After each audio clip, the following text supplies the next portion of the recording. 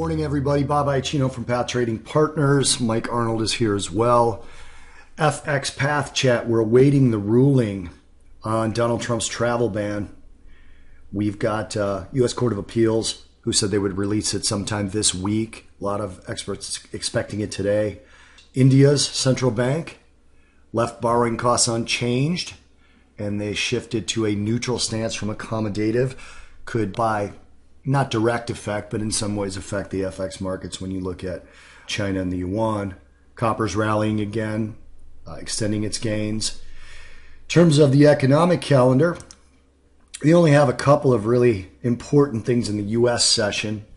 We've got crude inventories coming out, 9:30 Central Time, 10:30 Eastern Time. We've got New Zealand's Reserve Bank decision this afternoon as well. So that's really about it from prospect of importance on the economic calendar.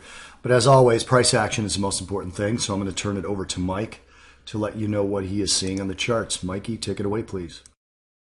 Okay, thanks, Bob. Hope everyone is having a fantastic day so far. Just here looking at the euro, looking at some of the key levels. All right. If we tend to rally, we're actually in a slightly reduced range so far today. If we tend to rally, we have this 107.15 level that's key, and we have the rotation zone looking to roll over. So you'll have a lot of resistance overhead around the 107 mark, and then the 107.20, and this other trend line that it closed below, and the target is this defining point. We found support at this significant level again yesterday, or already today, which is not surprising. So we've already tested that downside range. If we do break below that again, watch for the 106.20 area as your next level. And if we do get a move, especially a close below that, your next key levels below that are the 105.85 level and the 105.24 level, which are key GAN levels for a longer-term reversal. Let's just take a look at the weekly real quick. You can see we're moving higher. This is a bar that's reversed it. This is the daily trend line, by the way. Nothing else really there. We're trading right at the 8, which is sort of capturing the moves between these. So we'll leave it as just with short-term targets. There's no longer-term plays, and I already gave you the levels. Pound, we did not trigger it's a confirmed double top, okay, because we traded below this point, but we only trade it on a longer-term basis if it closes below. We're watching for a close below yesterday, which you see the substantial rally straight off the 125 GAN level, which is also a very key level for these. So it could not sustain below it. It did not close below it, so it is not triggered on a daily basis. The pattern is still valid if it does rotate back down. So we're going to keep it on the charts. However, we're moving up now. We're above the rotation zone again, which is flat, so it loses some importance. If we continue higher, watch for a test of yesterday's highs, which were around the 125.47 mark, and then this other key significant level you can watch for. It's not officially a target now. This is just short-term levels I'm calling out. So you can watch for, again, 125.72 level if we go higher. If we go lower, again, watch for the support of the 124.77 level, then this moving average, which is about the 124.68, so right in there. Then if we break down, watch again the 50. So nothing else to do there. The yen rallied off our significant level, which was also a short-term target, and just moving it back to a significant level. We've tested multiple times right now.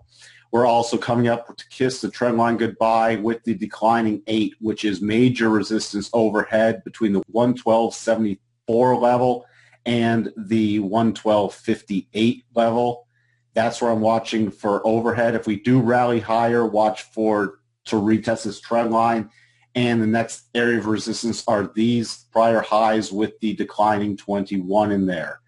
If we go lower, which I'm expecting that if we can get back below the significant level, the next major move down is the 110.63. But we're really trading amongst these significant levels, and the 110.63 is also a significant level. So keep watching for reactionary moves around these key levels. Swissy. So we came off the 200 and these dueling significant levels, closed above this trend line, but there's no official play there because of all this prior resistance and the significant level, which we virtually came up to and tested yesterday. That's going to be major resistance on the upside. Pretty much the dollar mark, you're going to have a lot of resistance. We're back down, trading right at the 99.70 significant level. If we go below, we have the 8 catching up.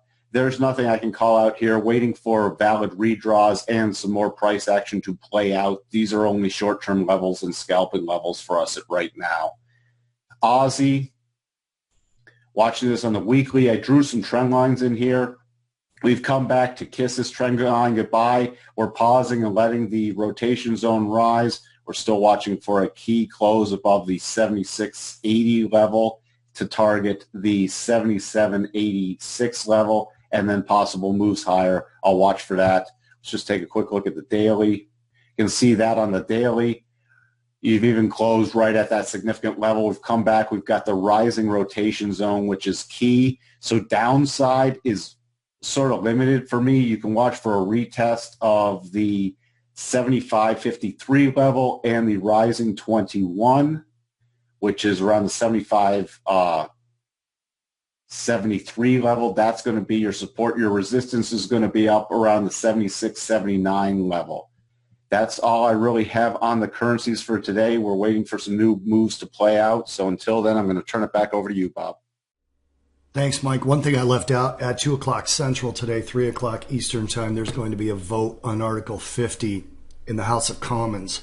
They're arguing the last pieces of the bill. So if it passes the House of Commons, then it goes to the House of Lords part of Parliament. That's the unelected part of Parliament, which is supposed to have a little bit more trouble, but it will bring Theresa May a lot closer to invoking Article 50 by the end of March. So watch for that if you're in that sterling play that Mike was talking about.